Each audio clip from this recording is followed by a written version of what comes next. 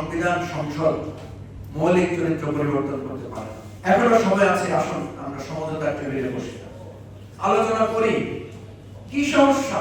আজকে আপনি ক্ষমতায় গেলে সব ভুলে যাবেন আর দোষ দিবেন যে বিরোধী দল বা আমরা যারা আছি তারা শুধু সমস্যা তৈরি করছে। আমাদের তো কোনো সমস্যা নাই। আপনারা 31 দফায় যে কথাগুলো বিস্তৃত করেছেন সেগুলোই গণ অভ্যুত্থানের আকাঙ্ক্ষা, সেগুলোই আমরা ঐক্যবদ্ধ কমিশনে আলোচনা করেছি। সুতরাং এখনো সময় আছে, আসুন আমরা সমঝোতার টেবিলে বসে আলোচনা করি কি সমস্যা। আপনারাই তো দ্বিকক্ষ বিশিষ্ট সংসদের কথা বলেছেন। দ্বিকক্ষ বিশিষ্ট সংসদ আমাদের সংবিধানের মৌলিক চরিত্রের পরিপন্থী, ফলে সংবিধান সংশোধন অনিবার্য। আপনারা জানেন সংবিধান সংসদ মৌলিক চরিত্র পরিবর্তন করতে পারে। 1991 সালে সংবিধানের মৌলিক চরিত্র ছিল রাষ্ট্রপতি শাসিত শাসন।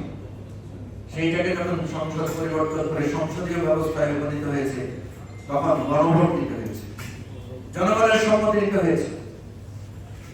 এবারও সংবিধানের মৌলিক চরিত্র পরিবর্তনের প্রশ্ন এসেছে বেশ কয়েকটি। সেজন্যই আমরা গণভোটে গিয়েছি। বিএনপি গণভোটের জন্য সম্মত হয়েছে। প্রথম দিকে আপত্তি করলো, এরা ভাই সে আপত্তির মধ্যে ছিলেন, পরে চেঞ্জ হয়েছে।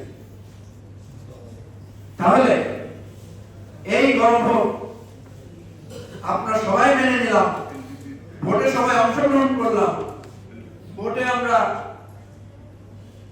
হ্যাঁ ভোটের পক্ষে সবাই প্রকাশ্যে প্রচারণা চালালাম। কেউ তো ভিতরে ভিতরে না ভোটের প্রচারণা চালিয়েছেন, সেটা আমাদের চোখে ধরা পড়েছে এবং আমাদের কাছে বহু প্রমাণ আছে। তারপরও প্রিয় ভাই বন্ধুগণ, আমরা এখন বলতে চাই আমাদের আদালত, সংবিধান, সর্বোচ্চ সংবিধান হচ্ছে জনগণ, সর্বোচ্চ আদালত হচ্ছে জনগণের আদালত। আদালতের কাছে আমাদের প্রশ্ন যে এই রক্তদান, এই অভ্যুত্থান, এই লড়াই সংগ্রামের মধ্য দিয়ে আমরা যে বাংলাদেশকে অর্জন করতে চাই, যে জুলাই সনদে আমরা যে স্বাক্ষর করেছি, অঙ্গীকার করেছি, দেশের মানুষকে সাক্ষী রেখে যে ডিসকাশন করে আমরা ঐক্যবদ্ধ উপনীত হয়েছি, সেটা বাস্তবায়ন আমরা করব। যদি আপনারা না করেন আমাদের প্রতিবাদ, আমাদের লড়াই সংগ্রাম অব্যাহত থাকবে এবং যেই 64%, 65% তারও বেশি জনগণ এই গণভোটের পক্ষে, এই জুলাই সনদের পক্ষে আমাদের ভোট দিয়েছেন, আমরা সবাইকে আবার ঐক্যবদ্ধ করব। আমাদের অসমাপ্ত সংগ্রাম, আমাদের যেই রক্ত দেওয়া শেষ, যাদের রক্ত দেওয়া বাকি আছে তারা আবার রক্ত দেব, কিন্তু বাংলাদেশের যে লক্ষ্য সাম্য, মানবিক মর্যাদা, সামাজিক সুবিচার, সেই লক্ষ্যে বাংলাদেশ কেউ ফিরিয়ে রাখতে পারবে না। লড়াই চলবে, সংগ্রাম অবিরাম, ইনশাআল্লাহ।